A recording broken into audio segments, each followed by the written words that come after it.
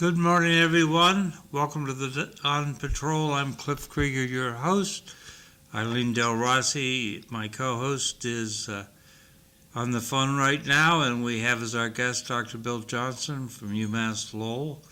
So we'll have some money questions for him. Lots of things to talk about. Yes. Zoom is not working today, so Fru Nkimbeng and Mike Smith will not be with us. So, and speak. Bruce going to work early. Mike Smith's coming in. I texted the wrong Mike. Okay. But it's Monday. No excuses. I woke up another Mike. I didn't have to. Oh, there's Mike. And happy Groundhog Day, everybody.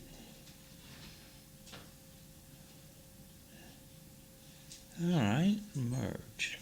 Hi, Mike. How are you? Good. I guess we're doing the phone thing this morning. Apparently we are.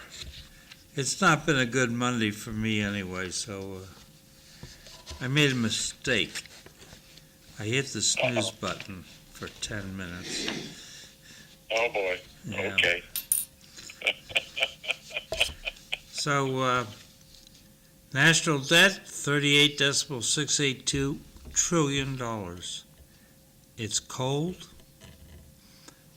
but it didn't seem that windy to me. And as Bill Johnson says, it's Groundhog Day. Punxsutawney Yes, it is. Phil. 7:07, the sun comes up, and we find out if he sees his shadow. All right. But is it overcast there? I didn't check the weather there. I don't think he checks it either.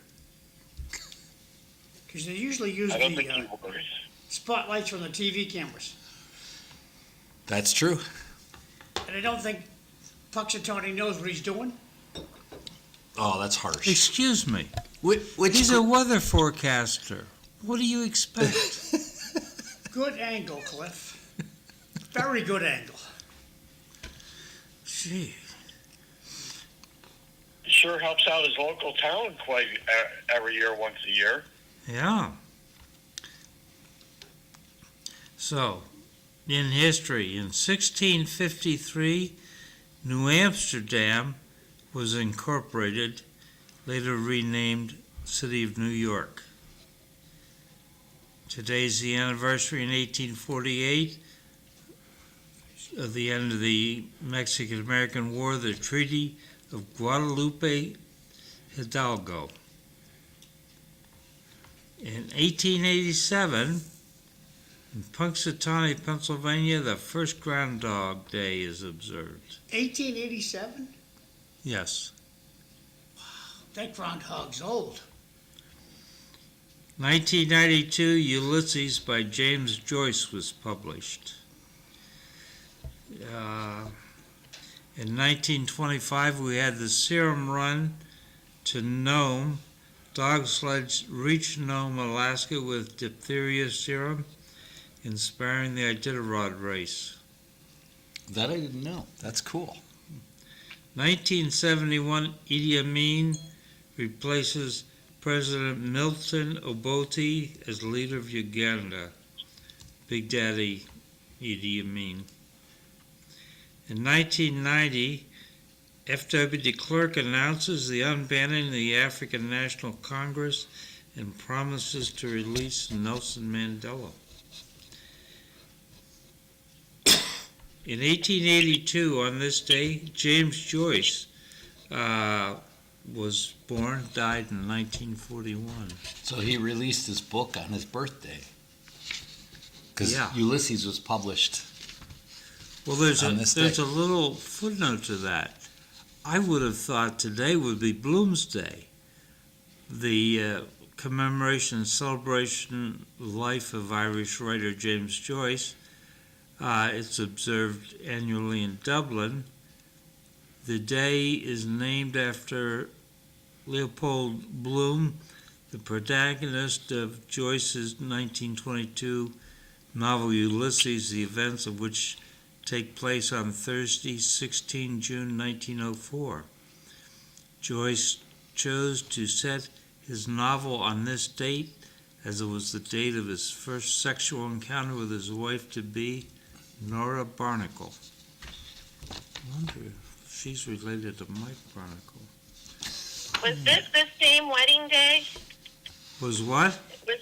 Was this the same as their wedding day, or did they just have premarital relations? I think they just had premarital How old were relations.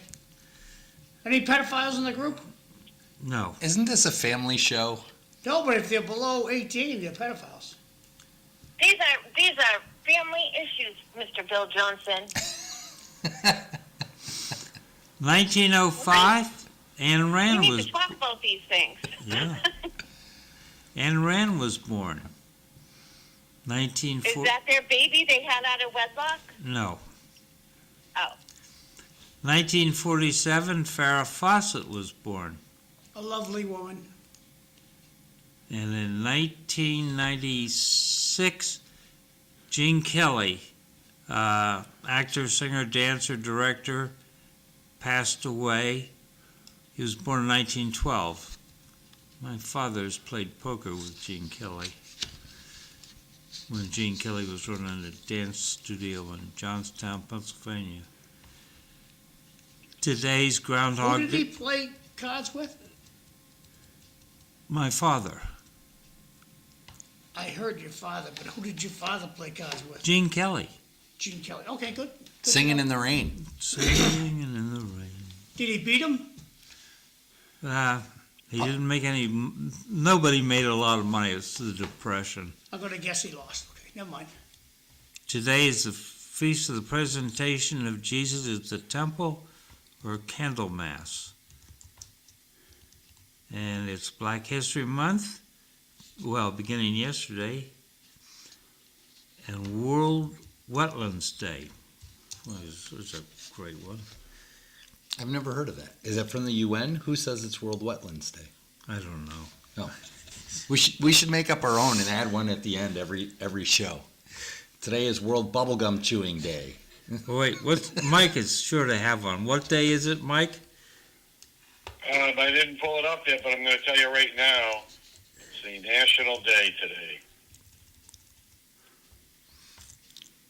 Okay, today is. Today is National Ukulele Day. It is, that's Also- right. Yep. National Tater Tot Day, one of my favorite things. Okay. National Heavenly Hash Day, which is a delicious ice cream. And, of course, today is National Groundhound Day. Yep. Well, it's almost time for one of the most exciting Sundays of the year, Super Bowl. And it takes place next Sunday at 8 Feb at 6:30 p.m. Eastern Time on NBC. Our New England Patriots will face the Seattle Seahawks, and the excitement is already building. So that'd be Channel 10. Okay. It will take place at Levy Stadium, home of the San Francisco 49ers, in Santa Clara, California, which is near San Jose. If you bring up in your mind a map of San Francisco, there's the Pacific Ocean to the left, and to the right there's San Francisco Bay running north and south. Santa Clara is at the bottom of that. I saw where Luigi Mangione is off the hook for the death penalty by the judge's ruling. Luigi Mangione is the one who shot in the back the United Healthcare CEO Brian Thompson. Killed him. Now, is he off the hook forever or just for the first trial? I think it's just for the death penalty. He can't be given the death penalty. I think Ever that's or just for the first trial? Forever, I think. Key word there, think. I don't know. We don't know. Thank you. Excuse me. You said I think. Yes, that is the key word, thinking. You don't know. Correct? Like Dr. Johnson? You I don't know what the lawyers will come up with. They're lawyers. I hope it's just for the first trial. So, anyway, the judge found there was no underlying cause of violence, ruled that stalking is not necessarily a crime of violence. And did you see where somebody walked into the police station claiming he had an order from a judge for the release of Luigi Maggioni? Yes. No. And then he threatened them with a pizza pie cutter. Oh, well, there are some wackos out there. Yeah, that's problematic.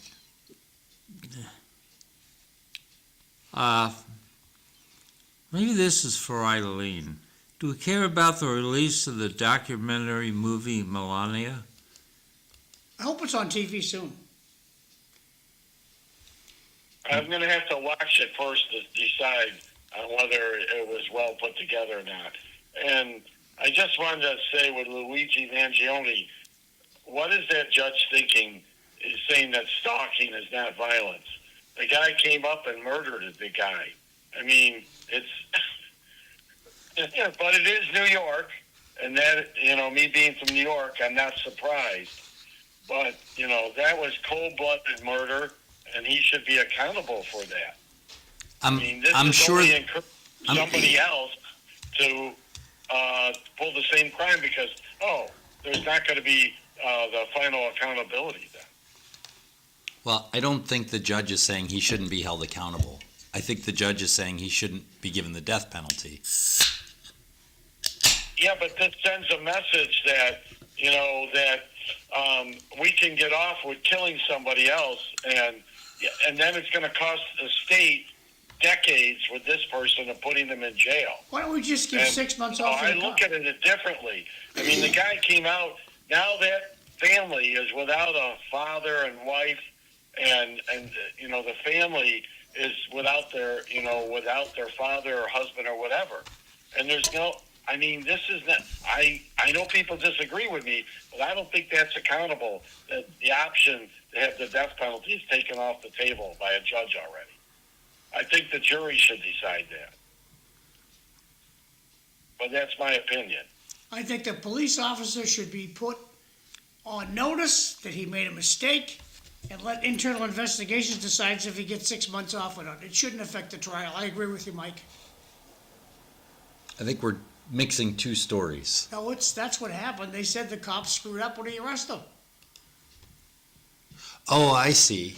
Because of the evidence. The issue is, are you talking about the evidence in the backpack? That He went into the backpack without a search without a warrant and without asking before he was him. arrested. Sure. But this is a complicated legal issue. I'm not sure any of us... It's on video. McDonald's has video of the whole thing. So I'm not saying whether or not he went into the backpack is a complicated issue. What I'm saying is this decision about not having the death penalty is a complicated legal issue. It's not, he should or he shouldn't. It's based on what the law says. If the law is wrong, we should, have legislatures change laws if we don't like the laws we have. Well, I agree with that, Bill. I mean, it's pretty obvious that he planned to do this. And he carried out it, and that is usually the legal definition of murder. That it was, it wasn't like he reacted to something, somebody said to him. Yeah, but he's still eligible for life in prison. Yeah, but I have this. Like I said, this is my opinion. Now the state is, what worries me is they say for life in prison, but it is New York State, and I've seen this happen more than once. Somebody sentenced to life, and they say, they reformed, so now we're going to let them out. And I have a problem with that because if they're going to sentence him to life, then it should be sentencing for life. And I know the guy is, in his 20s? So he could be there for 60, 70 years possibly. But, you have to be accountable for what he did. He took somebody's life. He did. And he should not be free in society as far as I'm concerned. Agreed. I agree with that. Opinion.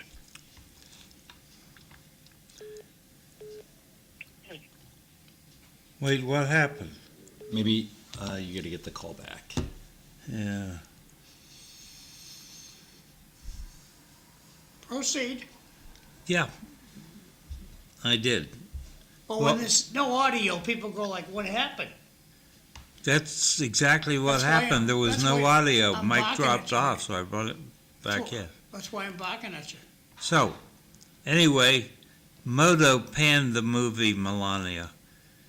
And, So I did read some reviews of it. I Yeah. haven't seen the movie. I saw anywhere from 3 out of 5 stars to 1 out of 5 stars. I don't think I saw anything better than that. I think the main criticism was it's presented as a documentary, but Melania is a producer, which really that means she's making the movie herself, which means it's hard to classify it Well, as this a is a documentary. bad state anyway. What's that? See, she's a Republican, and in this state, it's legal to crucify her because it's a Democratic state. The whiners, the crybabies, the Democrats. So I wasn't reading like local newspaper reports about. Was it a New York one? They were national. One Based of out of what state? I couldn't tell you because I wasn't paying that close attention. I can only tell you I saw ratings from 1 to 3 stars. Well, what I tell you is, they should put the spouse of the president on the $100 bill. The spouse of the president should be on the $100 bill.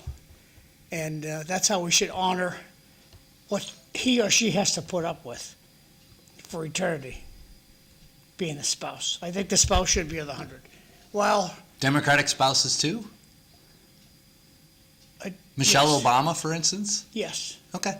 if Barack comes back. Well, he can't be president again. He can't We be could, elected. we could change the law. You said that about We 15. could change the Constitution. We have to change the Constitution to do that. Oh, okay. That's a lot harder I'm to going do. to get back to working with Facebook's like. I'm not done yet. Please proceed, Cliff. so I think Moto is sort of doing the Pauline Kael line. She said, I live in a rather special world. I only know one person who voted for Nixon. Where they are, I don't know. They're outside my ken. I think we all have lived or moved more toward a world like that, where we only know people who tend to agree with us. Yeah. I think if you go back in time, there were a lot more discussions within families and whatnot where people had different political ideas and it was fine. But I think people have isolated themselves and they live in a world where they don't know anybody from a different party or something. It feels that way. You know, anyway. Bill, I agree with you because it takes an effort to associate or talk with people you know may not agree with you. And because you just never know who you may find something out that you didn't know about. And it takes I have a lot of people down here have various opinions, and I actually have discussions with people I know I'm probably not going to agree with, but I like to listen to it, and that's a hard thing to listen to people you don't agree with, and to think about what they're saying, because a lot of times 100% of the stuff they say is not necessarily wrong. It's just how they look at things. So unless you talk to people that have different varying opinions, how do you get, what we call a worldview of what's going on? Well, I think you're exactly right. It's one of my challenges. One of our grandsons is living with us up here, and he does not like to engage in discussion. He knows what he knows, and that's it. Getting him to...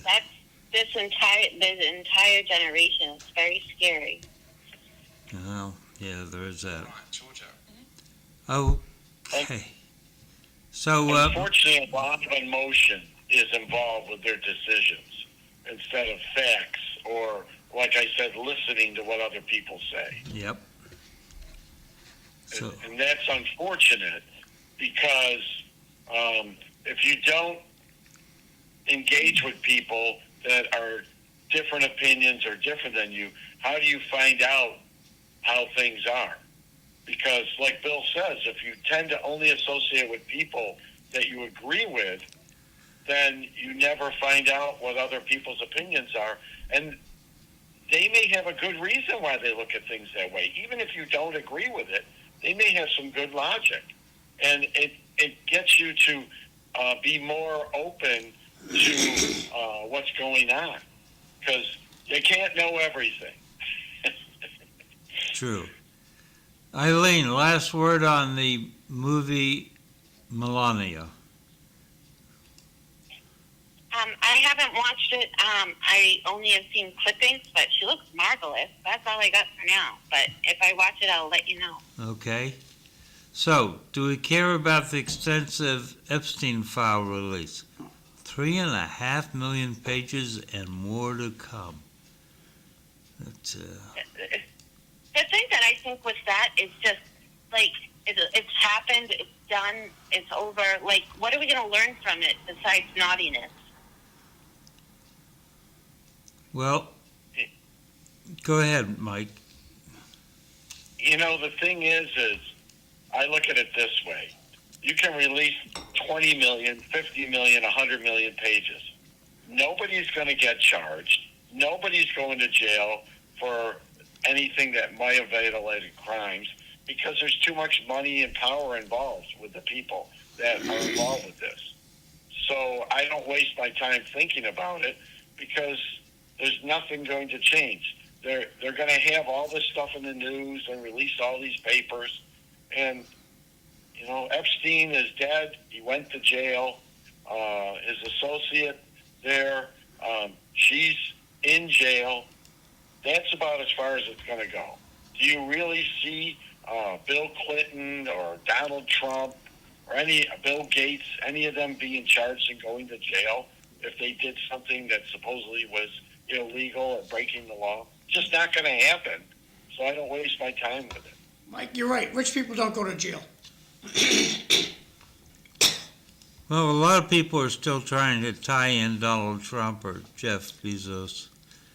But I thought it was interesting. The Drudge Report said that Epstein was financed by the KGB. Now, that's an interesting side to it. Hey, do you think Stormy died? What happened to Stormy? There's evidence of this KGB link?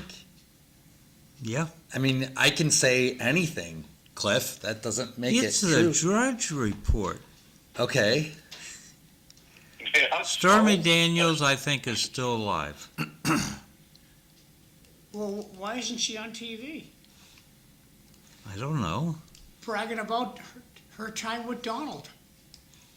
I think that's pretty old news. You're talking about something that happened that dirty laundry was aired in the first So- Trump administration and So's earlier. so's the Epstein files. Well, the Trump administration Donald Trump pushed hard, saying during his campaign he was going to release everything.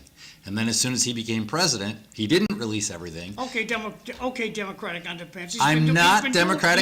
I'm saying facts. These are the He's facts. doing better than you. John, These are the facts. The John. facts are, he said, Bill Let is them correct. Democratic That's what underpants Trump finish. said. Of course, he says a lot of stuff. and You are correct, Bill. And then Bondi said, I have a list of the customers, the clients, on my desk. And then she was asked to release it, and she said no. So Congress got its act together and voted to release it. Okay, you go. They also didn't release it on time. They didn't, follow the law. It took them a month to get this thing released. Doctor, I don't want you in charge on Judgment Day. Would you read these texts? Sure, I'd love to. Good morning. When the public relies on the furry rodent living in the ground to predict winter, then maybe climate change is real. I like that one. I think they're talking about Groundhog Day. The second comment says, who gave Luigi the right to be judge, jury, and executioner? Fry him, from Jay. I think that's someone saying he should have the death penalty, I agree with him. assuming he's found guilty. wait a second. Let's take a pause here. I don't think they should fry him. I'm against the death penalty. I'm for painful Mike, death. are I'm you for against painful. it? Or you're for the death penalty, right, Mike? Yes, I am. I am for, in certain circumstances, I am for the death penalty. Eileen? Yeah, I guess I would say yes, especially in the case of this guy who took away the life of a father and a husband, and it was premeditated. I mean, I have back pain too, and I'm mad at the world often, but I don't go out killing people. Okay. Bill? So, in this case, I can't comment. I don't know, and that's why I am a little deferent to the judge. In general, I think you have to be super careful about this because it's not something you can undo. And we have found people guilty, and we say, "Oh, oops." Well, if you put people to death, and then you say 5 years later you get new evidence, or the prosecutor abused the case, then I don't know. It's a very dangerous thing. On principle, I'm largely against it, but maybe there are cases it's okay to put someone to death. John? Look how many people in Massachusetts. Oh, I'm sorry. I'm for painful execution, televised on pay-per-view, and the family of the dead guy gets all the money. I understand, Bill, where you're coming from, and I can't disagree with a lot of things you said. But in this case, it's pretty obvious what happened here. And, I don't think that in 5 years, if they put him to death, they're going to find out he wasn't guilty. So I understand your concern. And like I said, in certain cases, I believe the death penalty should happen. So, I mean, I can't argue with your logic, what you're saying. But in this case, I'm only referring to this case. I think the death penalty is warranted. Okay. I'll get back to the. Well, no, Eileen had one thing to say, and then we'll get back to it.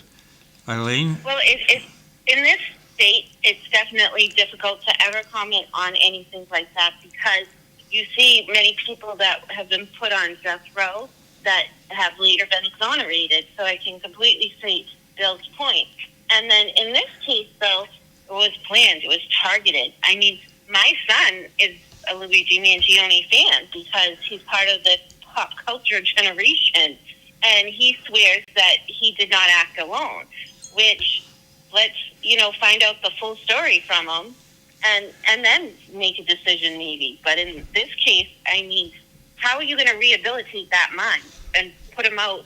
It's just, to me, it seems like an act that is,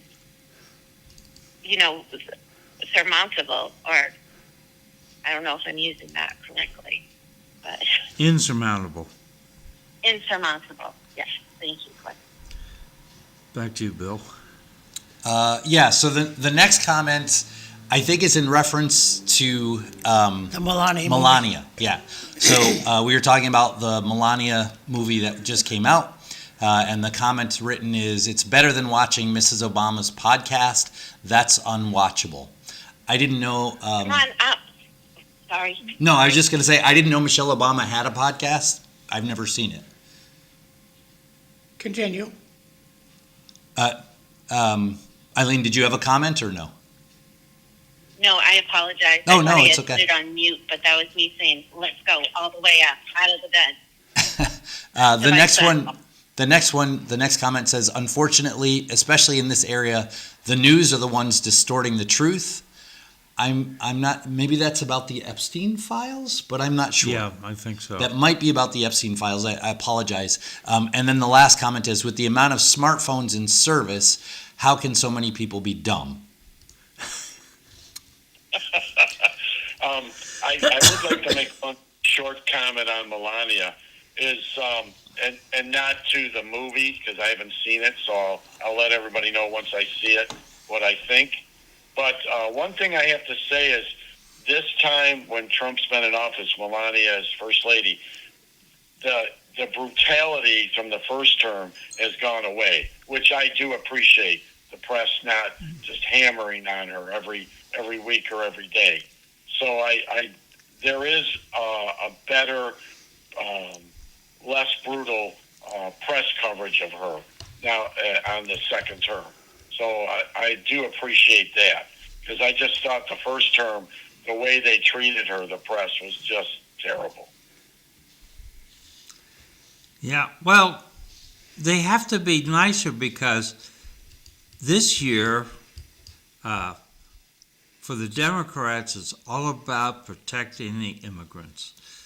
So And she's an immigrant? Is that your point? she's an immigrant. Well, where were these people when Obama was kicking them out? I don't know. Okay. So Bill, last week, silver plunged 30%. Yes, it did. Worst day since 1980. So that's what, 45 years. 46 years. Yeah. Yeah, the Hunt brothers had cornered the silver market in the 80s, and they artificially drove the price up, and then they couldn't continue that anymore. So, I mean, I'm used to William Devane on TV and Silver Dave from Ware, New Hampshire on the radio telling me silver and gold are safe. Are they? Well, I think first you have to look at why the price had gone up so much. If you look at the price of gold and silver, they both came down a lot.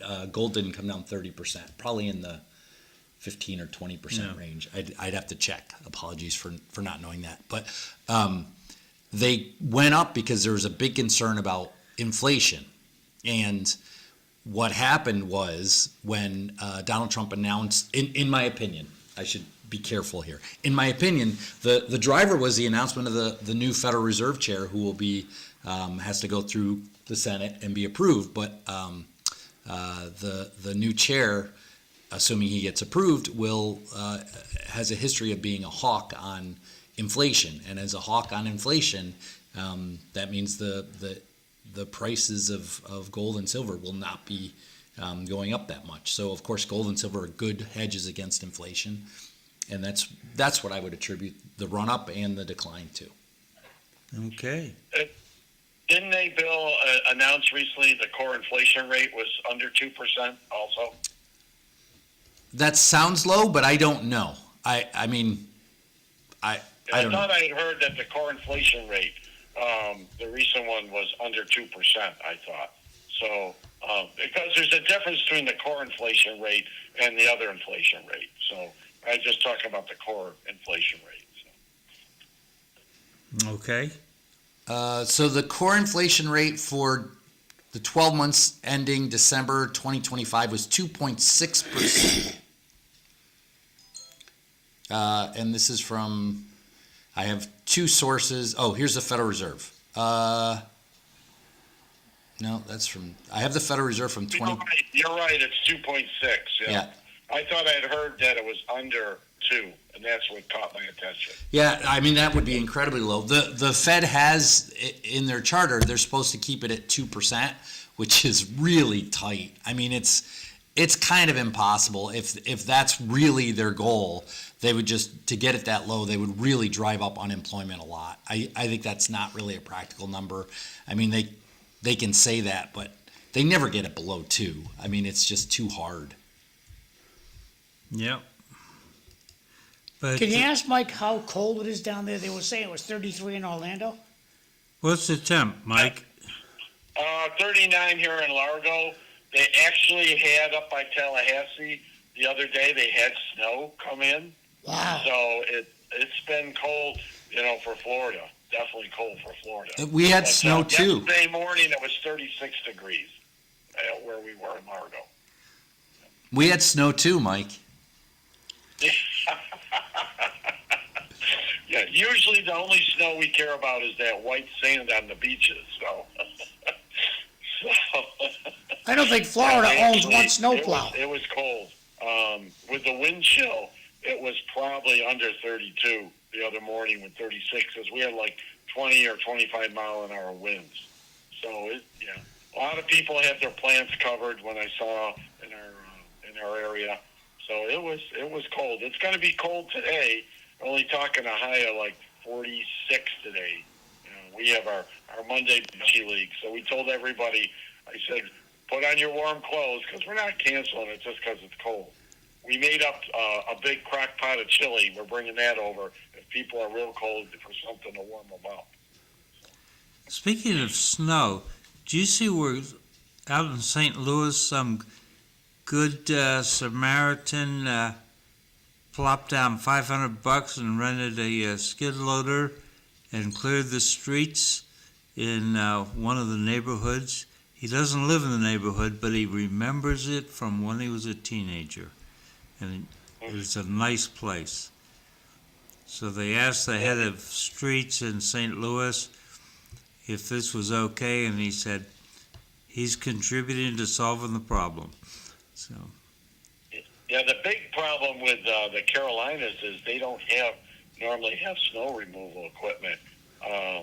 So for them to deal with this when you're talking 6-8 inches or more of snow is and people don't have snow tires either, or all weather tires even maybe.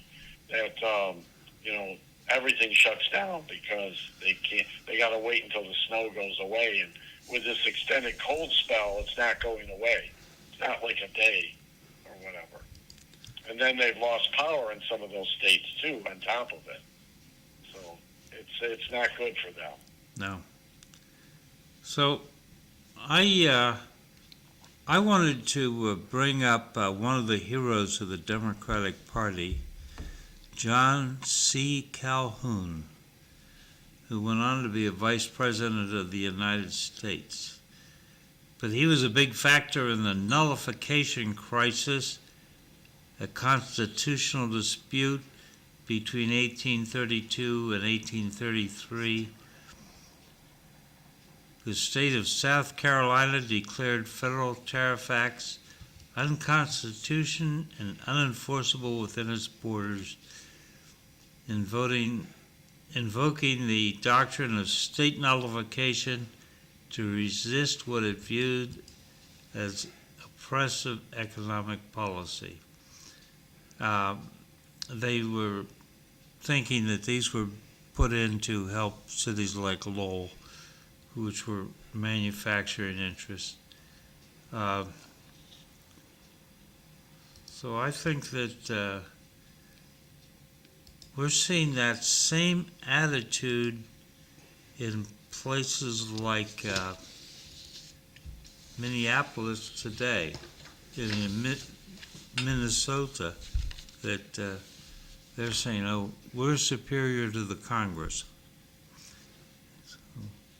So anyway, Vice President John C. Calhoun authored an anonymous South Carolina exposition and protest article back in 1828. But this is before the Civil War. So I mean, the thoughts on states' rights were a little different back then. It's since been clarified. The federal policies are supreme. That's what I thought.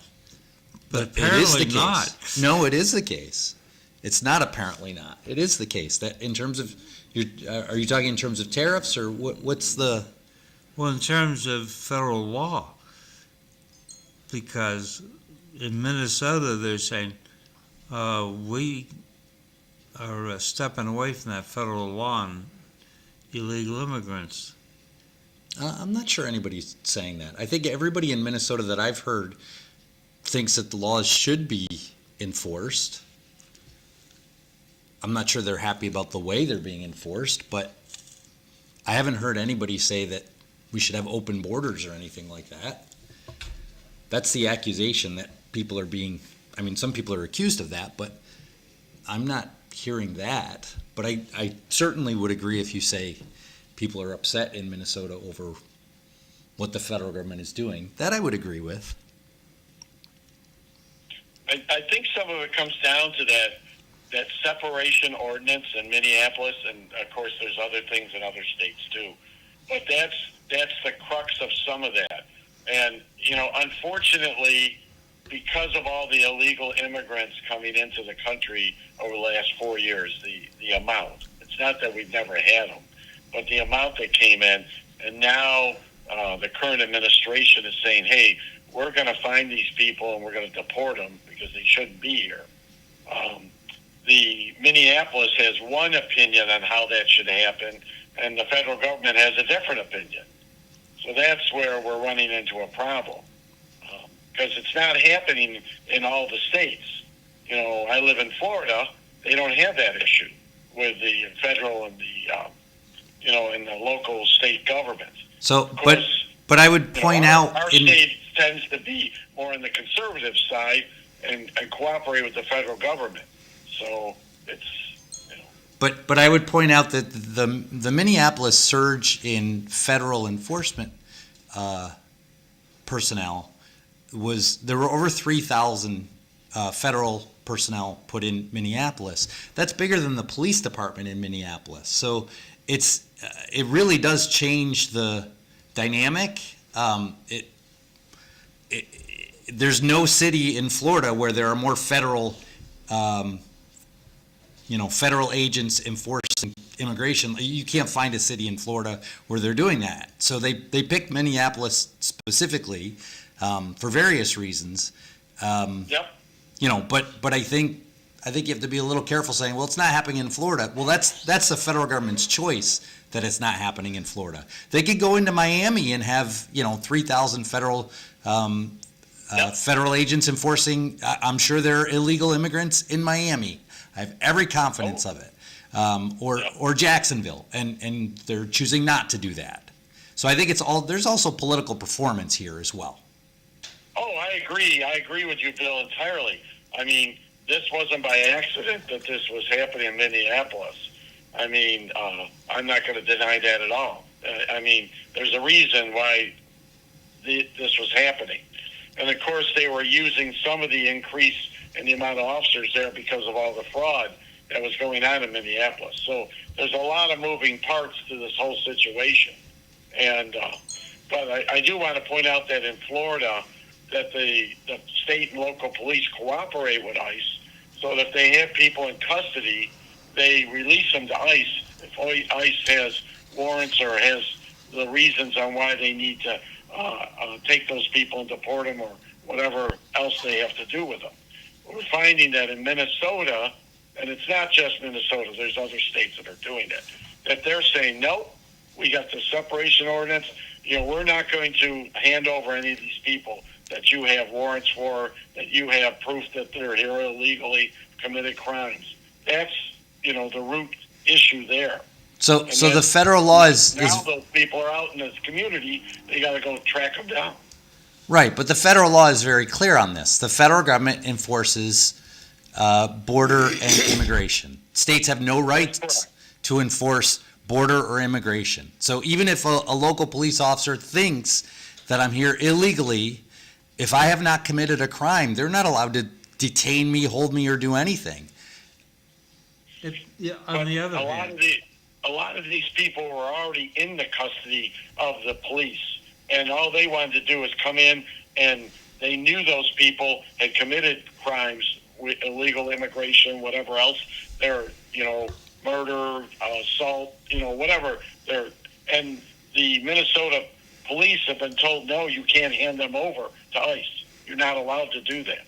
And that's where the biggest crux is, and why there's issues here. I think you have to be a little careful. It's not they're not allowed. If ICE shows up and says, these people are being released from criminal detention, we would like to arrest them, ICE is perfectly allowed to do that. I think what the difference is that the local authorities are not informing ICE or informing, I'm sorry, I'm using ICE and I don't know if it's the right term, and I apologize for it, but the federal authorities involved in immigration are not being informed by local police. The local police, though, are very concerned in enforcing criminal law. That's what they really want to do. And their concern, of course, is if we start handing people over to ICE, then people aren't even going to inform, there could be an immigrant here who's afraid of being detained by ICE who doesn't report criminal violations. They got robbed or mugged or beat up. They don't want to go to the police. And this is the argument that the police are using. Like, look, we're here to enforce criminal law. And that's all that's what we're going to focus on. We don't want to get involved in this fight over immigration.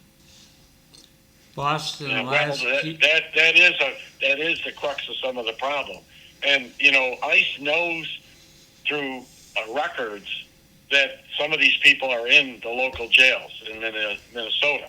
And the local police are saying, no, we're not going to hand them over. I think everybody's missing the point here. If those people are released from jail, say on bail or whatever reason they release them, now ICE has got to go try to find them in the community because they're not in detainment anymore. Where if ICE had been able to get them while they were in detainment, you wouldn't have them going in the neighborhoods trying to find these people. So that's some of the issue there. Where, like in states like Florida, the police in that are saying, "Oh, the ICE comes to them and with the people that are being detained, they said, okay, we're going to let you have them because you have reasons why you need to take them into your custody." So that's the big crux in some of these cities like Minnesota and Minneapolis, Philadelphia, some of the bigger cities. That's where some of the problem Chicago is running into. If ICE could get them while they were still in the custody of the local law enforcement, then you wouldn't have all these ICE out in the neighborhoods trying to find people. I think everybody's missing the point, Mike. ICE is terrible at communications. And let's just leave it at that. They don't tell the authorities who they're going after. Neither does the IRS. So the court lets scoundrels out of the building all the time. The IRS has been chasing for years. Why do they do that? Because the federal government is terrible at communicating with the local police. Doctor, would you read these, please? Sure. The first comment is about tariffs. Tariffs created a buying frenzy on gold and silver. The public panicked, which drove the price up. I would agree to some extent. The increase in prices were pretty localized, though. I think silver really went up over the last 6 weeks or 8 weeks. I don't think it's, Trump has been putting tariffs in place for a year now. So to some extent, I would agree with that. Imagine if Lowell had a problem solver, then maybe the sidewalks would be better in downtown. I don't have a comment. Yep. I got a notice for my house that it has to be like bare pavement. Even though like one side is it's so crazy that they're going to fine unless I'm like every sidewalk in Lowell is covered and not healthy. But you're going to fine the homeowner? Well, I'm going to go find Sean McDonough's website and show you some downtown snow. Please continue, Doctor. Sure. What the people who were not happy about the newcomers storming our borders, doesn't that matter? What the people who are not, what about the people who are not happy about the newcomers storming our borders? Doesn't that matter? Of course. No one is talking about the fraud in Minnesota. That's the plan in Minnesota.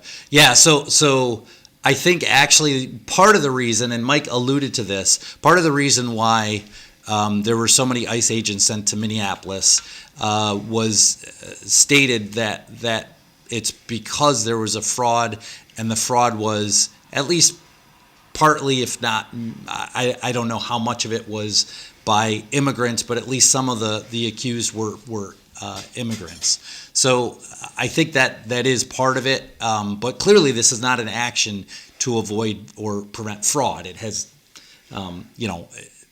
it's sort of a tangential issue. It's fog. Yeah, it's fog. And it's also given lead time to those who have defrauded the government all over the country. Well, of course, but let's just finish the text. But we should. Okay, I'll read the last one, but I want to get back to this fraud issue too. You certainly can. What about the citizens being murdered by the migrants? Who speaks for them? Definitely not the city council in Lowell. They only care about obstructing ICE. Jay. Okay. So, of course, there's local law enforcement, and people who commit crimes should be held accountable for those crimes. I would point out, and I think everybody seems to forget this, the violent crime rate and the crime rate among migrants is much lower than the native population. Now, that may not be a popular thing to say, but that's a fact. Okay, so getting back to the fraud, I don't think this administration has done a good job going after fraud. They've cut significant funding for white-collar crime enforcement at the FBI. The FBI has had people diverted away from white-collar crime enforcement. Look at the fraud toward in ICE. Massachusetts, not just this blue underpants, not just this administration. Sure. Well, yeah. Look at the public housing in Lowell. How many people? I got one guy who's belly aching to me that his sister died, and she was down on her luck, and she had public housing, and the housing is kicking him out. He's not a disabled man, and he's mad as hell, calling all the state reps. How dare them kick me out? Don't let them do this. He feels entitled. So I don't know about that case, but of course, we should want white-collar crime to be stopped. But when the government stops funding enforcement of white-collar criminals, you get more white-collar crime.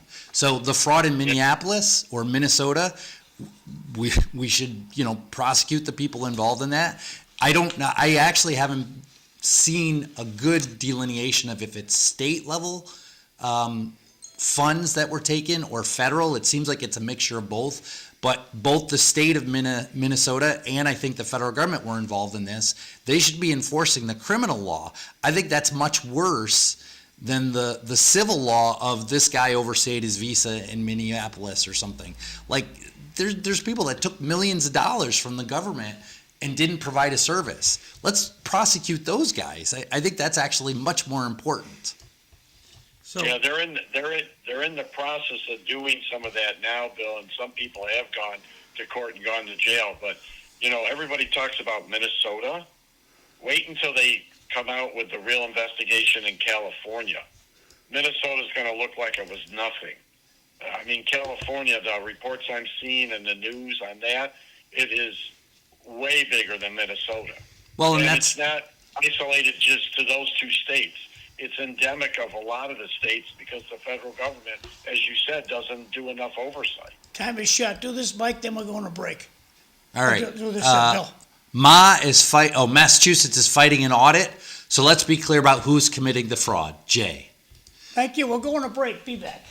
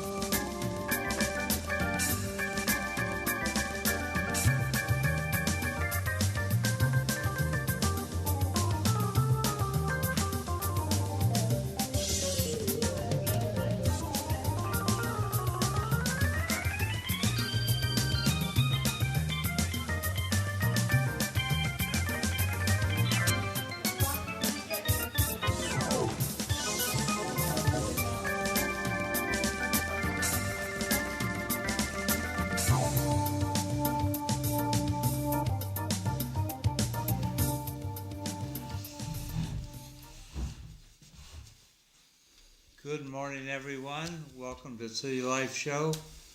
I'm Cliff Krieger, your host. I'm joined here by Bill Johnson, professor at UMass Lowell.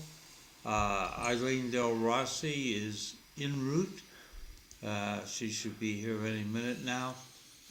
We have Mike Smith on the phone, and we have our producer, John McDonough. So, previously, we had been talking about fraud, welfare fraud, and of question was raised whether or not what's going on in Minnesota is really about distracting us from the alleged $9 billion worth of fraud. I just wanted to say that Now, Cliff, there's a word you use a lot, and you specifically pronounce Minnesota in a different fashion. Is that just to tick Martha off, or why do you do that? that's the way the people up there pronounce it. But you don't do it all the time. No. Understood. So anyway, here in Massachusetts, big headlines, state auditor details SNAP mass health schemes.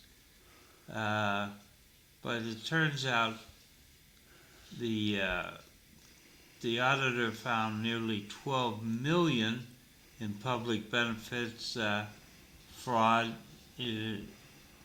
just a month after the feds busted a $7 million SNAP benefit scheme in the state. So we're really kind of behind places like Minnesota and Maine and Ohio. Cliff, do you think Minnesota's watching? No. Understood. So, what part of the country are you originally from, Bill? I grew up in upstate New York. Yeah, okay. So you're sort of like Mike.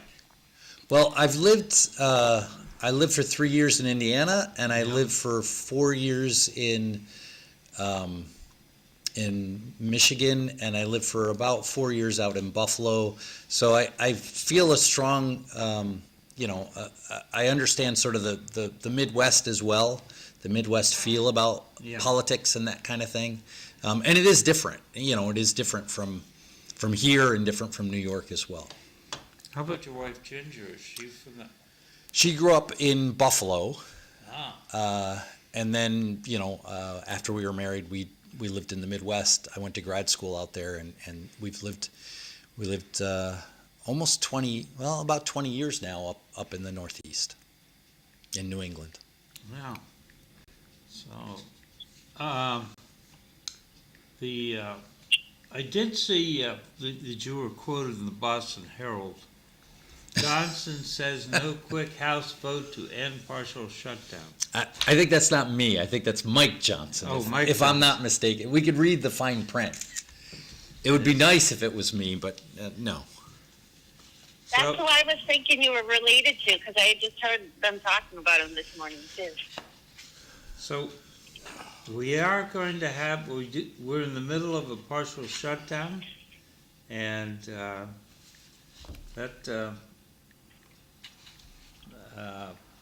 and the issue is the Democrats want to make ICE go away. And I don't know how that's all going to work out. So, Eileen, did you see where the Karen Reed auto auction has been slipped to 14 May?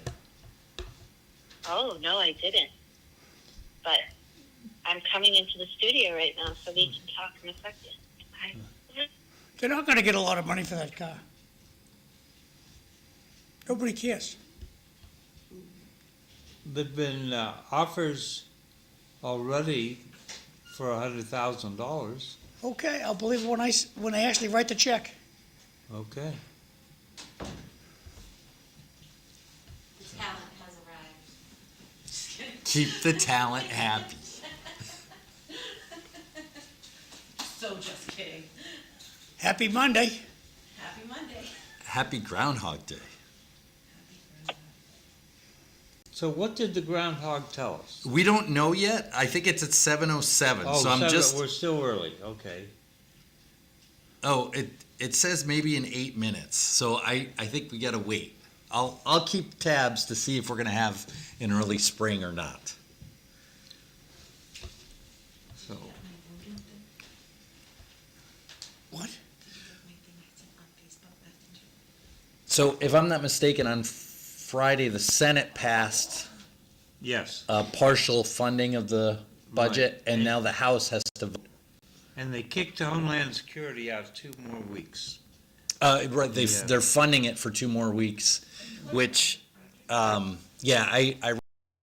Republicans, I'm sorry, I don't know who said, we can't even pass we wouldn't be able to pass a budget, because originally I think Republicans wanted 6 weeks, and they said, well, yeah, we'll figure out how to modify the budget and put in, bans on masks or whatever people are asking for, but it'll take us more than 2 weeks to do it. So I don't know, 2 weeks does seem short.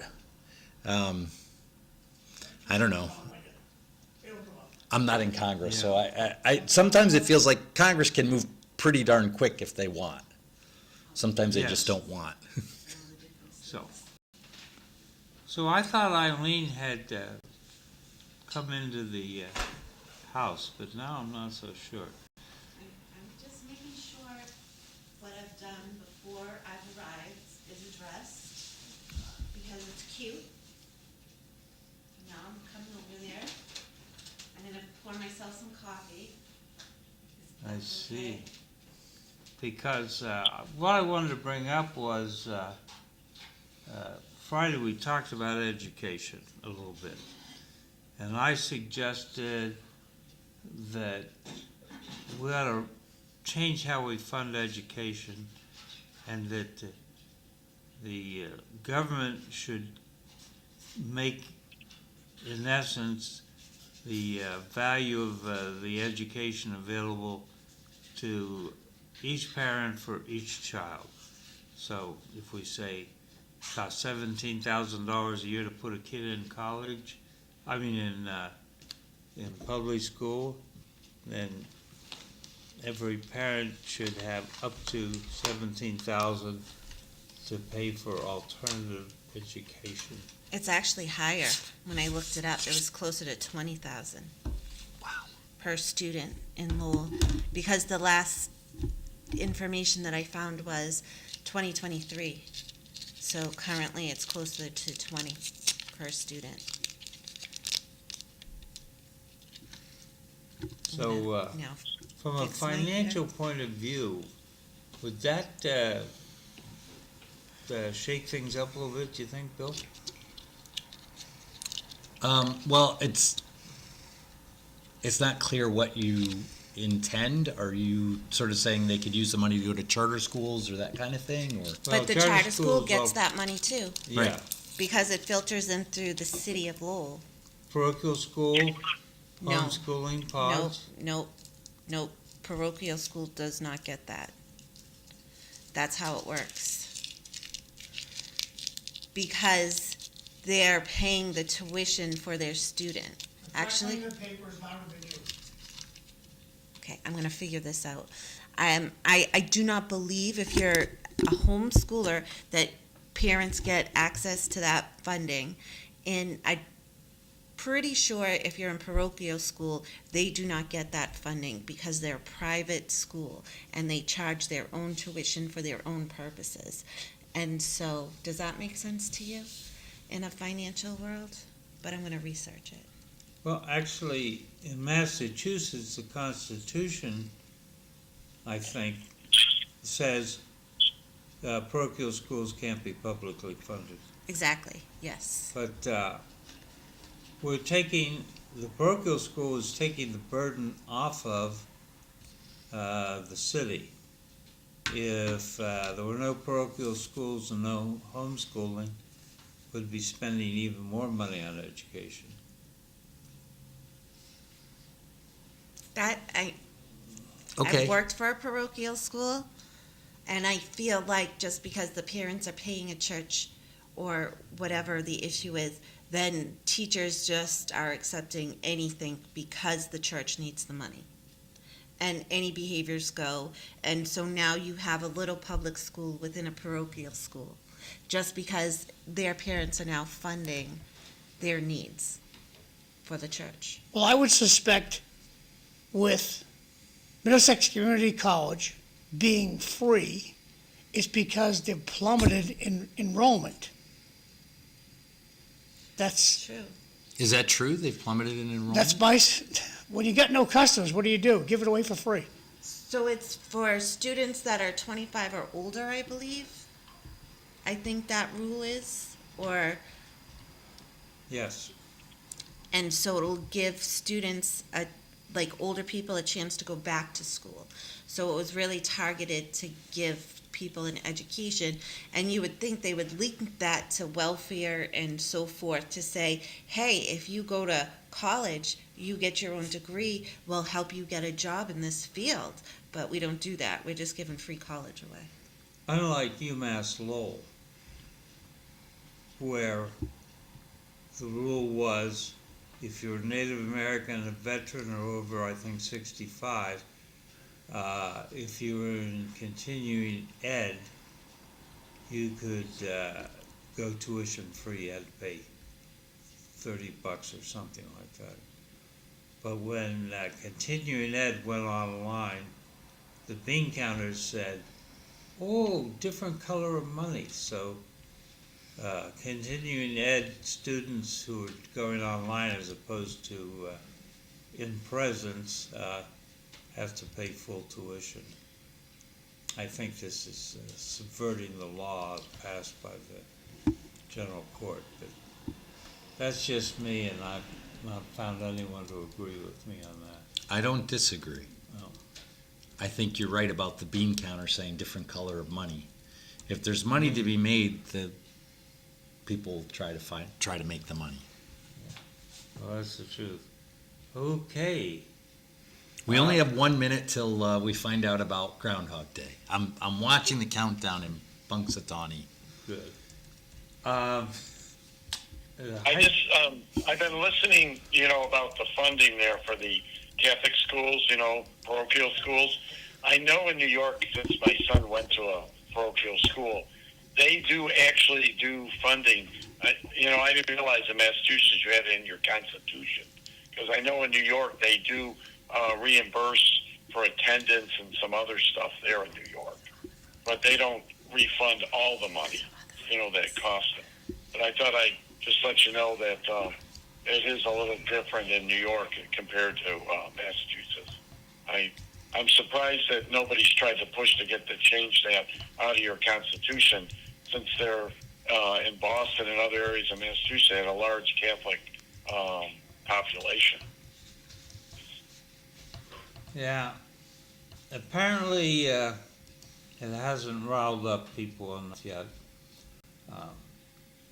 So that was back when there was a lot of anti-Catholicism in Massachusetts. What's that word mean, Bill? Anti-Catholicism? Yeah.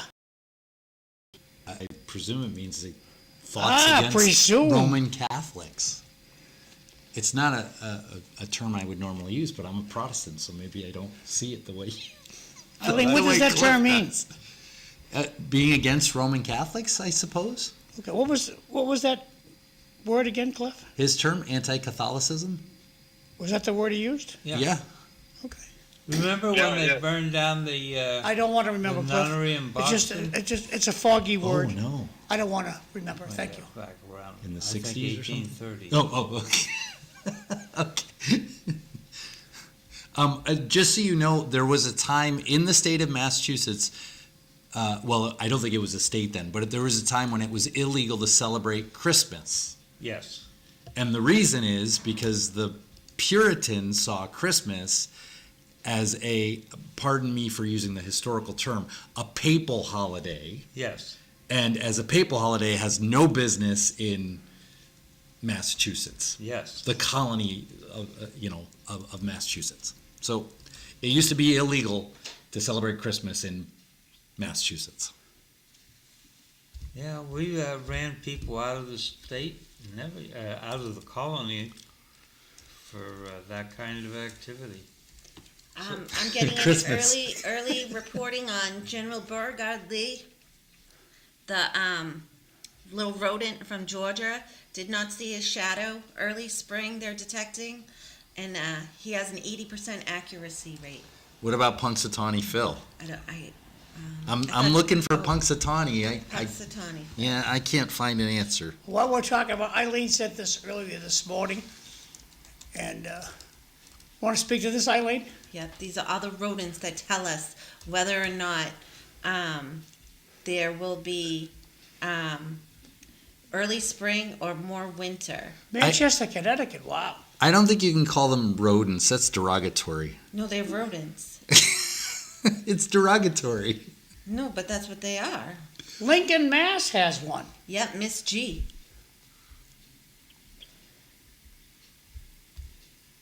Okay, well, I don't know if Pennsylvania's done it yet. I'm still. They had a countdown online for Punxsutawney, and it didn't say it. It's not coming up on my phone, so apologies. But at least one We got one in. who says that I early spring. Harryville Hank, is that what it is? What's this? He looks as did. if- Oh no! Watch if Punxsutawney Phil sees his shadow. It's on now. They're Yep. doing it. Okay. Ooh. Let's see. I'm gonna go on to different states. I used to give this to my kids as an assignment, just to give them some geographical. Well, the guy from awareness. Georgia says early spring. Yep, and he's got an 80% accuracy We'll rate. stick with him. Back to you guys. We're gonna go through all of them. I'm gonna get them all.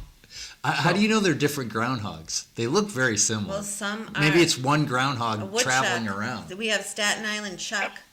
We have Chuckles the groundhog from Manchester, Connecticut.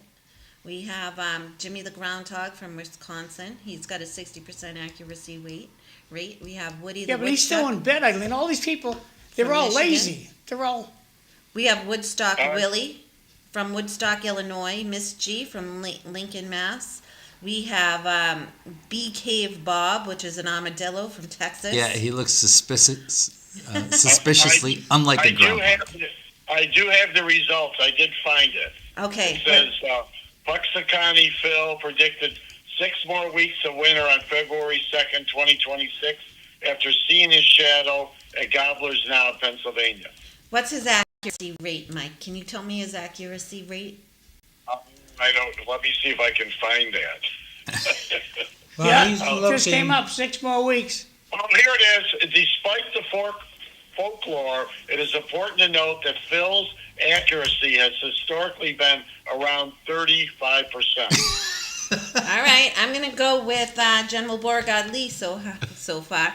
I'm typing this in as we're going. 5% accuracy. I don't remember what you said. Did he see his shadow also? The No. one that is 80%? General Beauregard Lee said early spring. Did not see his shadow. But I think Going on to Staten Island Chuck. maybe that means it's going to be warmer in Georgia than in Philadelphia, in Pennsylvania. Yes. Maybe that's the prediction. It's pretty cold today in Georgia, too. So, So Staten Island Chuck did not see his shadow either. So we're at this year 250th anniversary. So the question for you and Mike is, what is your favorite patriotic song? Eileen Friday said it was, what did you say, Friday? Yankee Doodle Dandy. Yankee Doodle Dandy. I went with God Bless America. You got a favorite patriotic song? I like listening to the one,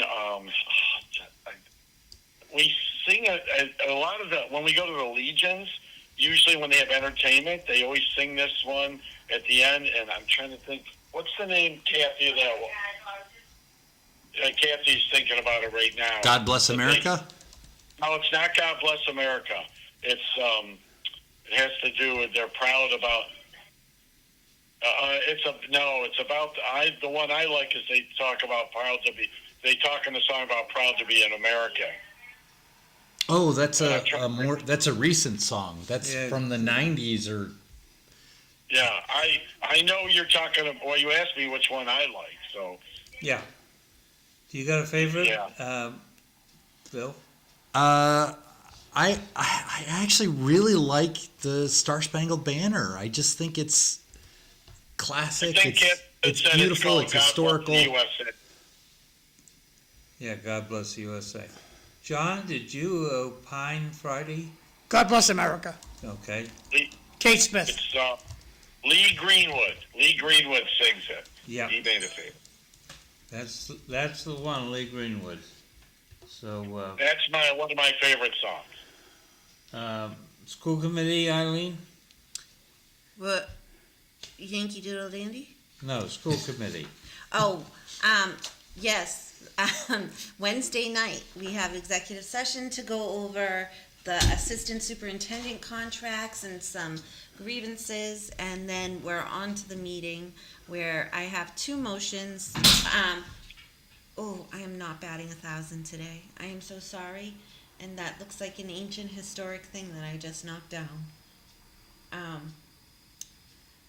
So my motions are in regards to how the new reading program is doing, and if we can have a report on that, because Lowell adopted a new reading program this year, as well as having a how-to guide for students, for staff at schools on how to access awards that they're often given, that we see, that we approve through the awards, the reports of the superintendent and the new business.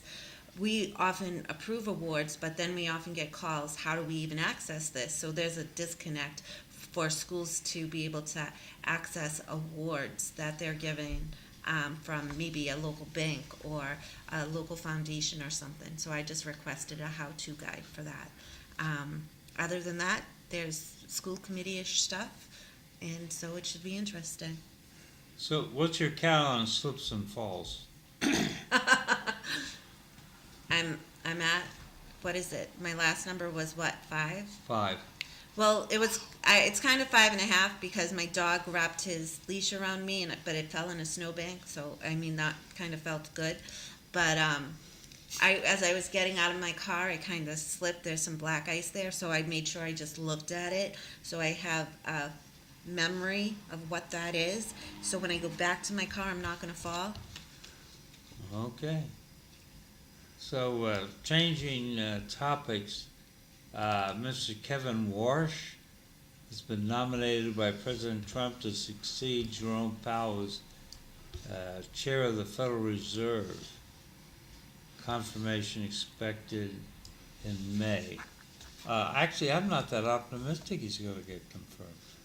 All you need is one senator to say, "Oh no." What do you think?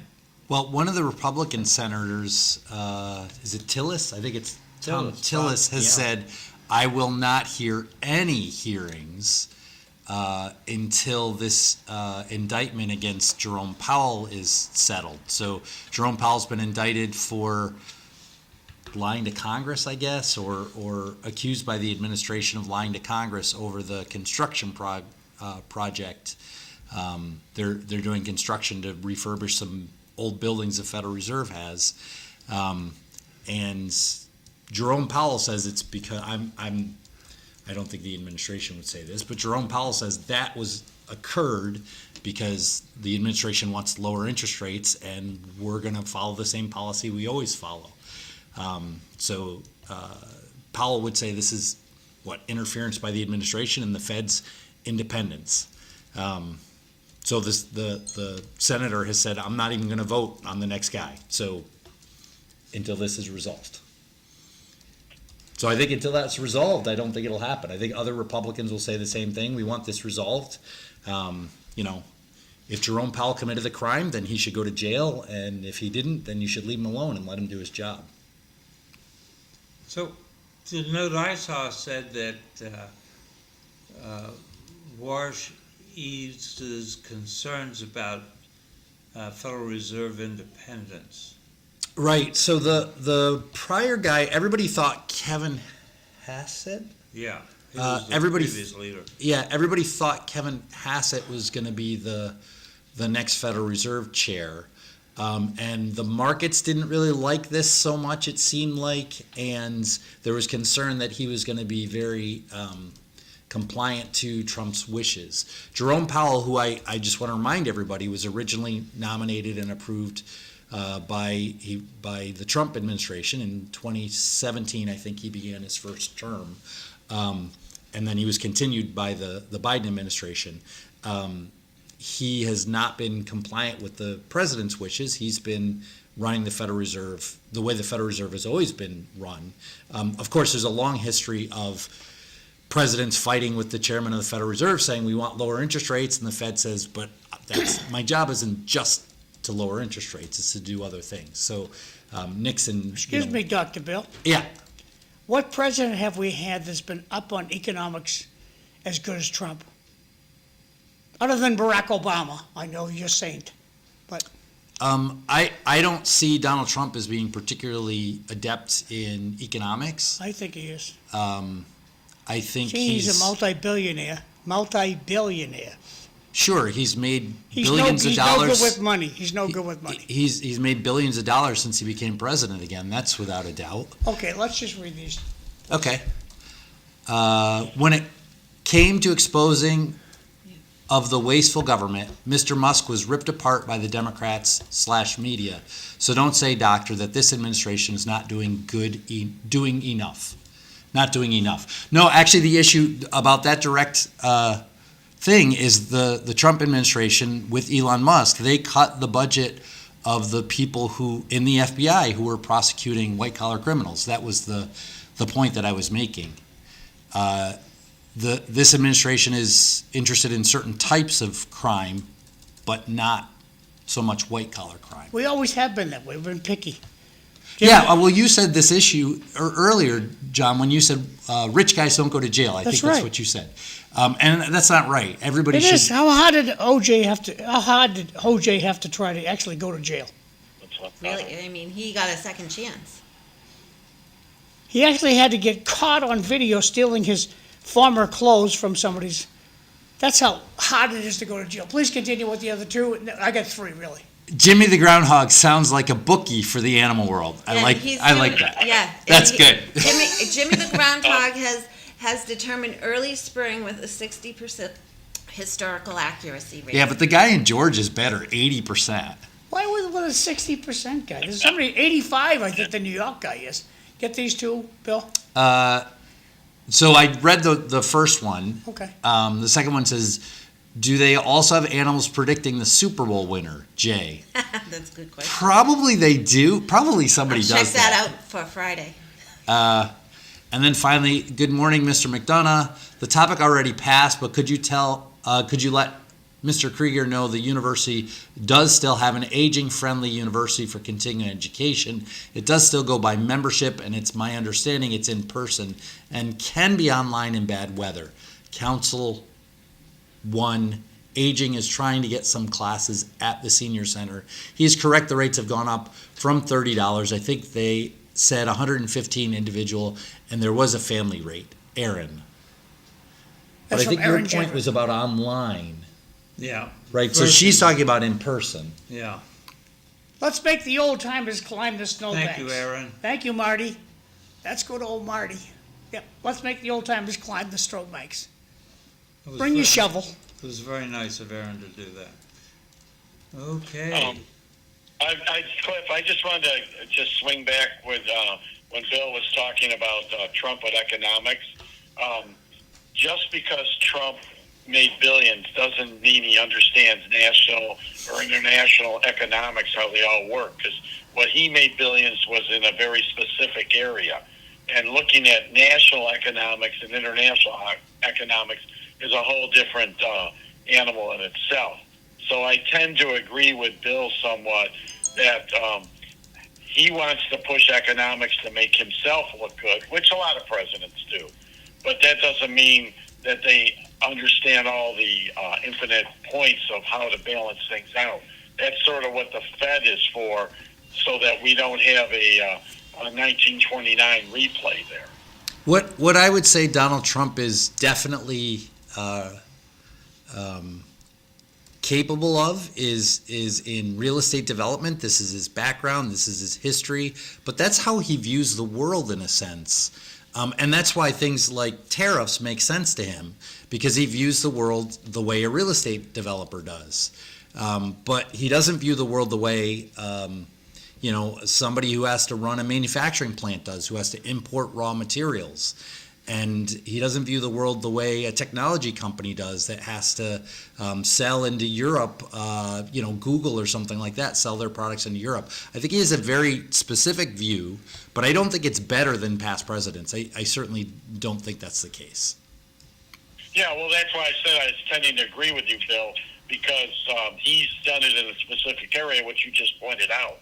And that's why you have a place like the Fed. They look at the national and international repercussions and effects of what is being decided. Bill, you want to read this one? Sure. I just assume everyone in Washington, D.C. is a criminal. 30 trillion stolen in just the last 26 years. What's the national debt, Cliff? 39.6 something trillion. There you go. Washington stole it. 30 trillion. Yeah, so I'm not sure I follow the, unless they're That's okay, saying we'll give them credit for it, thank you. the 30 trillion went into the pockets of congressmen and presidents and, Well, that $2,500 we got for COVID, where did that come from? Deficit? the deficit, that's true. But you got that money, right? Deficit? It's a You're joke. going to have to pay it back, I right? owe that money, and so Yeah. do you. Yeah, you got the money and you're going to have to pay it back in taxes, I right? got a loan from the government I didn't ask for, That's fair. and even though I tore the check up, I'd still owe it. So you know that this year we're going to get bigger tax returns because of the No the tax one, on tips, no tax on social security. one big beautiful bill. The average American will get, I think I saw $1,500 or $2,000 increase in their average tax return. It's the same game though, right? Because all that money we're going to have to pay it back. Well, all taxes come from us anyway. Yeah, So when we get a new tank, we're paying for it. sure. You more than me. That's what makes us feel better. He's paying more than us. I'm doing okay. I got no was just complaints. talking with Kathy the other day, one of the ladies she knows. She said, like, last year she got $300 back. This year she's getting $800 because she already did her tax return. So people are getting more, but you got to look into how that's happening, because I did. And with the tax brackets and some of the other delays in that, like Bill said, we're going to be, they're hoping people with extra money will spend more money in the economy. That's what they're hoping. So, Well, I when would did I we would say start this. taxing people with income tax? What was like 1914? Something like that. Yeah. I just want to say this to the audience. This is the year you want to go to a professional guy to do your taxes. Consider not doing them yourself. There's a lot of loopholes you're not aware of, so consider having a professional do your taxes. Yeah, especially if you're 65 or older, with all the new things going on. You definitely want to look into all the credits or deductions you get. Back to Cliff. Okay. So, something I saw in the news which I thought was interesting, SpaceX has asked the Federal Communications Commission permission to launch up to 1 million satellites in sun-synchronous orbit to construct a giant AI data center in space. Now, I'm not afraid of AI, but I still remember Hal from the 1968 movie A Space Odyssey. So, Yeah, I would point out we're talking about really tiny satellites now. Yeah. Satellites are very small compared to what a lot of us think about as satellites, and so I don't know that that's a big deal to have these little. They're also in low Earth orbit typically, and I say no. Don't let AI out of this planet. Keep it on the ground where we can unplug it. Don't trust AI. so there's a question. With this being the last term for President Trump, how does the panel feel about VP Vance? Jay. He's got my support. Got my support. Eileen, how do you feel about Vice President Trump? No, Vance, I think Vance. he's great. I think he'd do great for our country. Okay, blue underpants, how do you feel about them? I don't have blue underpants. The first thing I would say is I think the current administration needs to solve some problems. No, how do you feel about And, Vance? well, he's a part of the current administration. And so I'd like to see how the next 3 years go. I'd also like to know who he's running against, and I want to know what policies he's going to be drumming for. Thank you, blue underpants. Red underpants. I think you're up, Mike. No, Oh, that's you, Cliff. That's you. More to come on him. There's a lot of things that can happen. Turning Point USA has already endorsed him, so that'll be interesting how that plays out, because they have quite a large organization. So they're behind him already, so that gives them a big advantage. But we're still going to have to see from the Republican side who might want to run. I mean, Rubio might try to run again. DeSantis from Florida, he could try to run again. There's other people who could still try to run. And anything could happen in the next year that could make the administration look bad, and then Vance would be collateral damage on that because he's part of the administration. So there's a lot to be seen.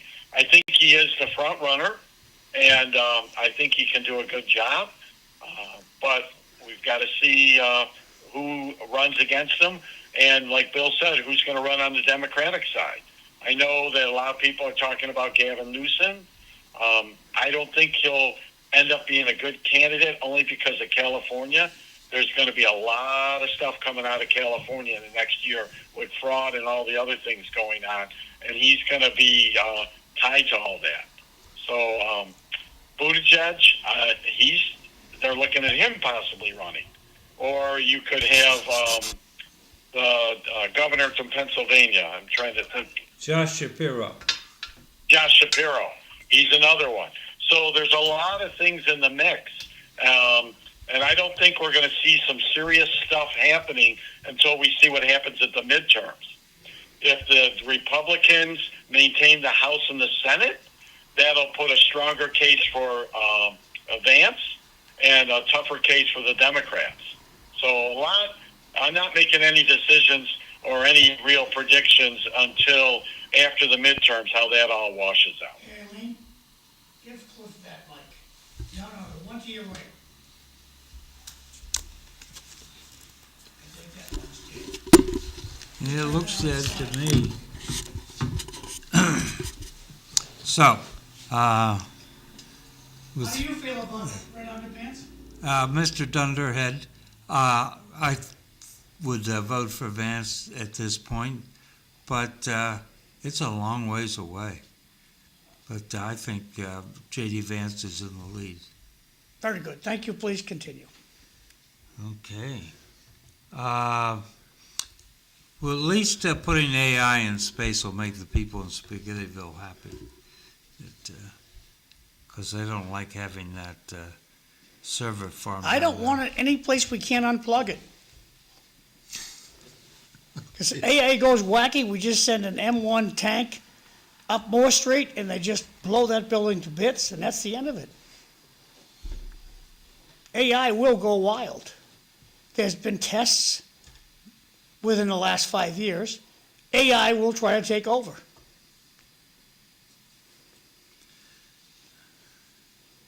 Maybe. The first thing it does is The isolate government itself. needs to take a close look at AI, because once it gets to a certain level, then the way to control it is going to be as difficult, if not impossible. And with the way it's advancing from some of the information you sent us, Cliff, and I looked at some other, that's not far away with it having quite rapid speed on how it's going to do everything. Yeah. I think we need to keep an eye on it. Talking about Vance and all that. That's the Texas sidestep answer, Cliff. Right out of Charles Durning song. We're going to keep an eye on you. Means nothing. Stop it, AI. Stop it. Restrict it now. I think actually we need international work on this We because need to stop it in this country and go after other countries to just let it run free. well, no, I think that's a recipe for danger because I think what you would do then is you would get countries So like you'd rather China you'd rather do investing. nothing? No, I'm not saying do nothing. So you're saying do nothing? No, I'm not saying that. You're not listening to the words I'm saying. I'm thinking we need to work with other countries because if we don't work with other countries, China's going to develop something that's going to actually hurt us excessively, and they may be doing things with AI that are problematic for us, but we can't respond because we don't have a relationship with them.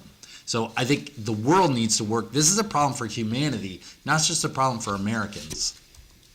I think it's bigger than I that. just want to add in what Bill was saying on top of that, with John saying, all we got to do is unplug it. It's not that easy because Eileen. once AI is connected to the internet overall, it could move from one place to another without an issue. You can't just unplug it. Just because you unplug it in one area doesn't mean with the connectivity of the internet. There's a movie on some of that, and it's not that simple. Dr. Bill, you want to read this one? Sure. Another question. With AI a thing of the future, can it solve the homelessness problem? I don't think so. So I think the thing about the homelessness problem is you have to figure out what the problem is, and the word homelessness is not the problem. And you can only solve it if you can say what the problem is. If the problem is people not having housing, then you just build houses and put them in there. Now, But if the Maura problem Healey is... has the solution. Did she say that? No, she didn't say that. Oh. But we had a net loss of 30,000 plus people last year in Massachusetts. People moving out. People moving out. Net people moving out. So Maura Healey is, by encouraging people to move out of Massachusetts, is in essence reducing the housing crisis. I guess you could interpret it that way. So we need higher taxes. Is that what you... higher taxes... That's what we're going to do to offset and the... worse government programs will solve that problem.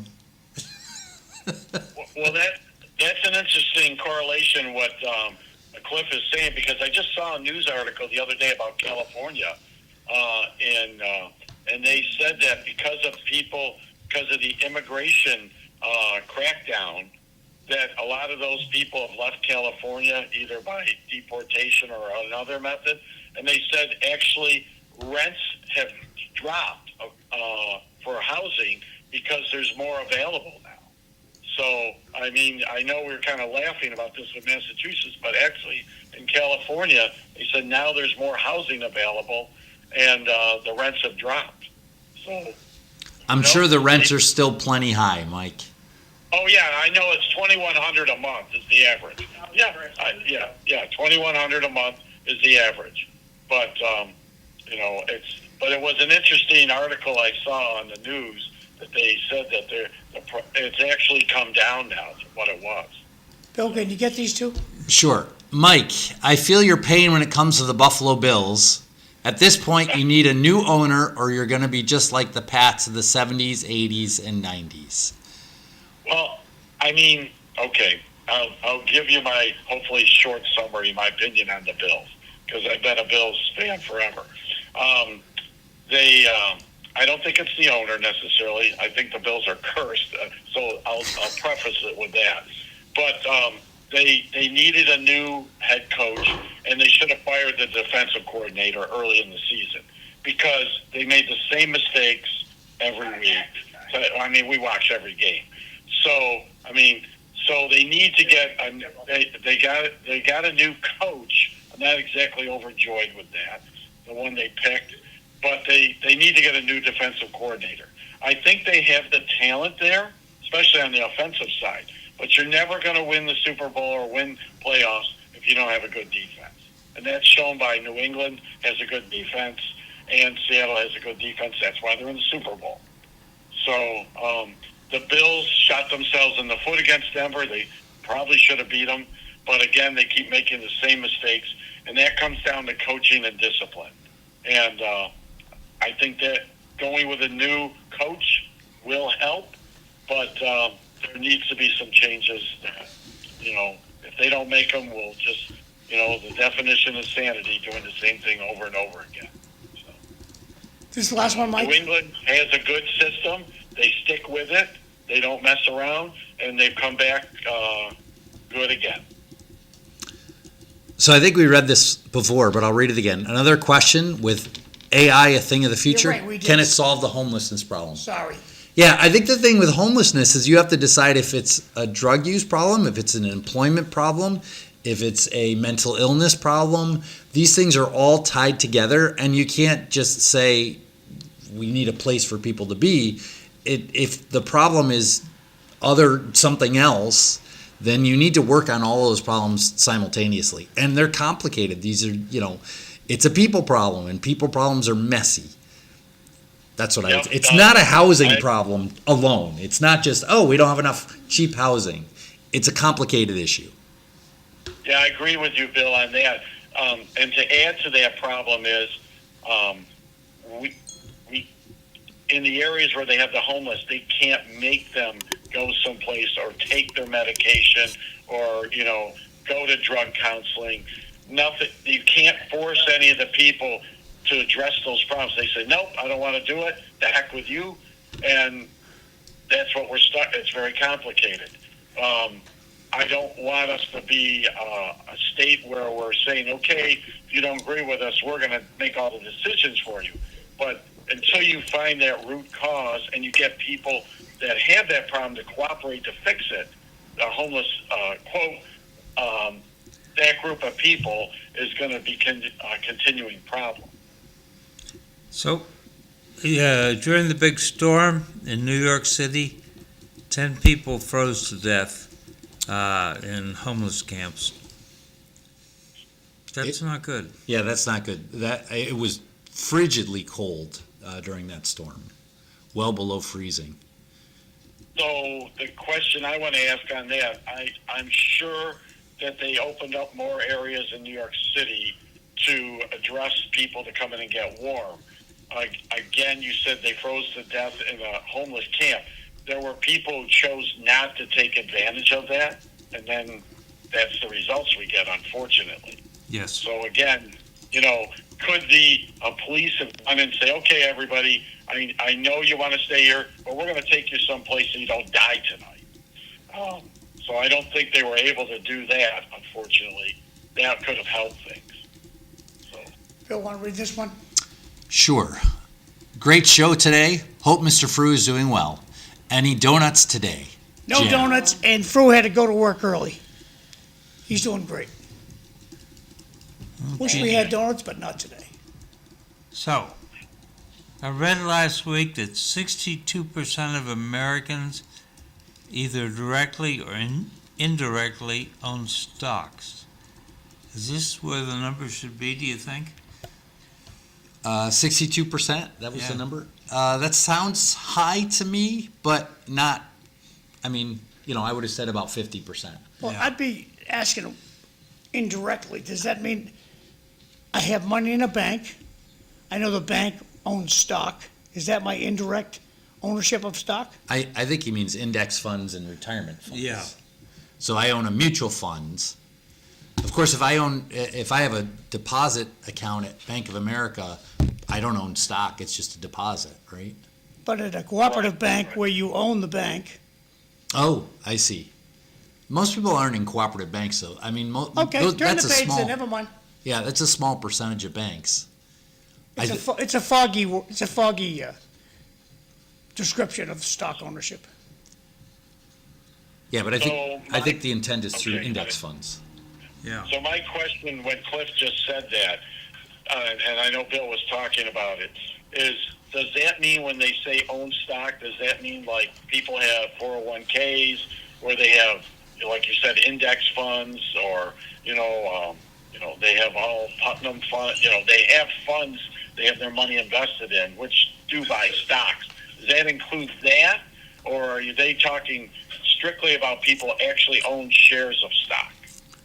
No, I think it includes funds. Yeah.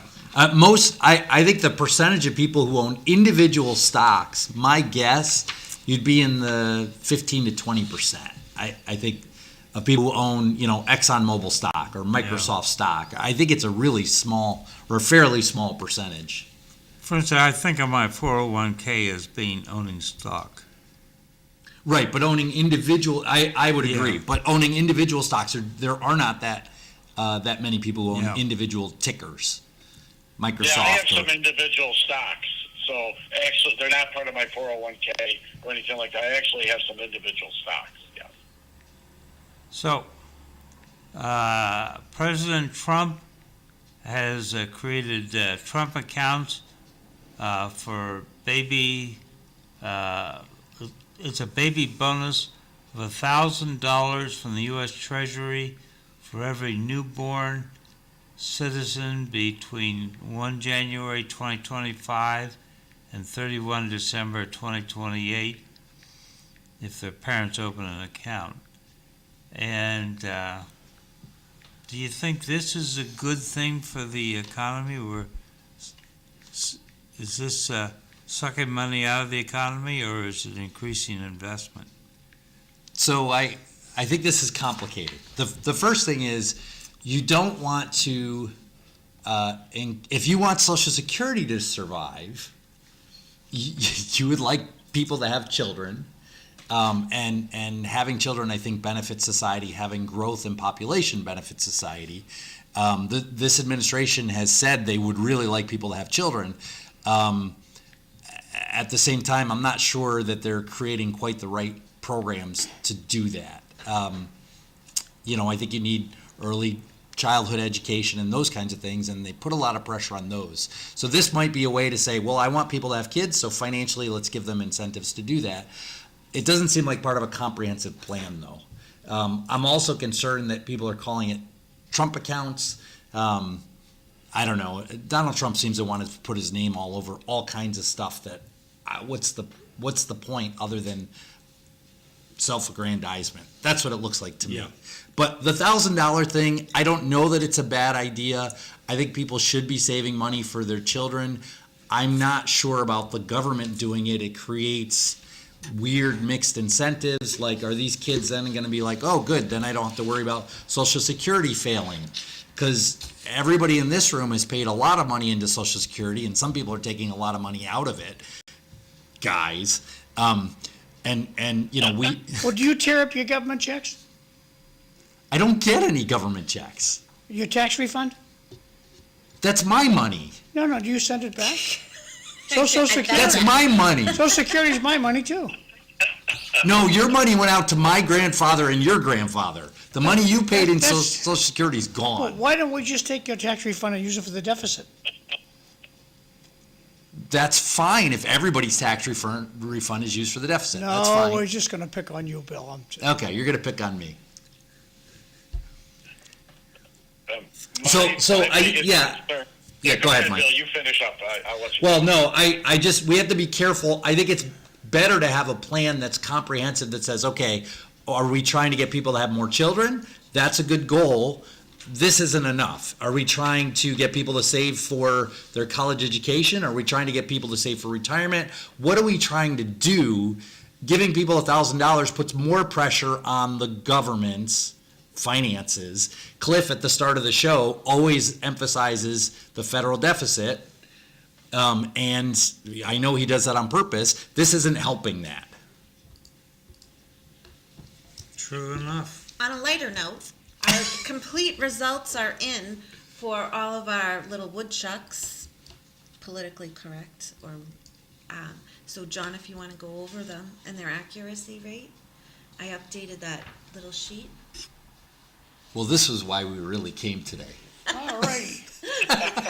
This is why I came today. Well, I think in a numbers world, it looks better that we may actually get an earlier spring and not a longer winter. I'm hoping. I'm thinking. Here we go. Puxatawny Phil. 6 more weeks of winter. He's only got a 35% accuracy rate. I'm gonna go with General Lee. Beauregard Lee from Georgia. Early spring, 80% accuracy rate. Staten Island Chuck, early spring, 85% accuracy. Who's this little guy? Chuckles the Groundhog from Manchester, Connecticut. 6 more weeks of winter, only a 60% accuracy rate. Jimmy the Groundhog saying early spring. I go with Jimmy. 60% historical accuracy. Woody the Woodchuck from Michigan. 6 more weeks of winter, only coming in at a 35% accuracy rate. Woodstock Willie, Woodstock in Illinois, early spring, 60% accuracy. And our girl, Miss G from Lincoln, Massachusetts, is 6 more weeks of winter, 64% accuracy. Keep going. Let's see. We have BK Bob, early spring, he says. He's the Armadillo from Texas, 100% accuracy rate.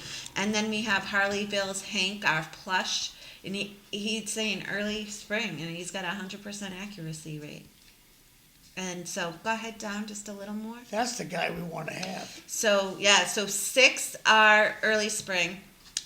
This assignment was dedicated to Chattanooga Chuck, the Tennessee Aquarium's groundhog. He died in his sleep on November 12, 2019. He was a well-known groundhog forecaster in Tennessee.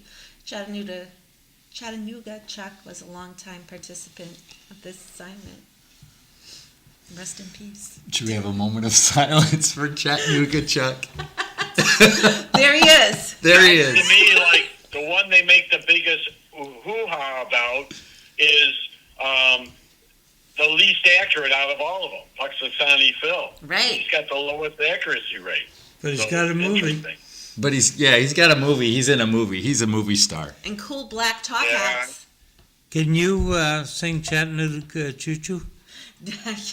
Chattanooga Choo Choo, Chattanooga Chuck, Chattanooga Chuck, Chattanooga Chuck. 3 times? Is that what you're going to ask? No. It's an old song, probably my age. That Oh, can I sing Chattanooga Cha-Cha? No, but did no, you and Martha Choo Choo. Choo Choo. Did you and Martha used to dance to Chattanooga Choo Choo? I don't dance. Choo Choo.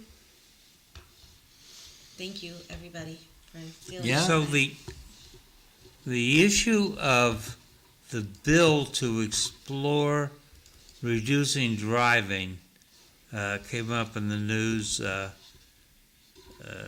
I think that and this is an important point. Just hold that thought, Cliff. Tomorrow, City Life, we got Bobby Hoey, Francisco Maldonaro's on vacation, Marty Laurie's going to be at Tom Bommel, and City Councilor Corey Robinson. Back over to you, Cliff. Thanks.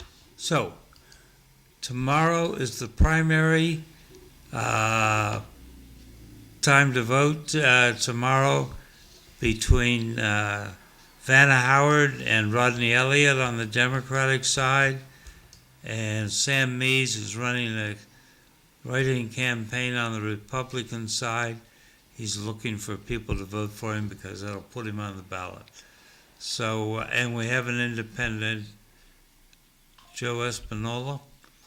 So tomorrow's a chance. If you're not happy with government, tomorrow's a chance to show it. If we have a really big turnout, the politicians will pay attention. Bill, thank you very much for coming in. Thank you. And you, Eileen. Oh, thank you. Bill, it's always a great discussion when you come on. Great to talk with you, Mike. Thanks, Mike. Thanks, guys. Thanks, Bye. Eileen. Thanks for the groundhog information.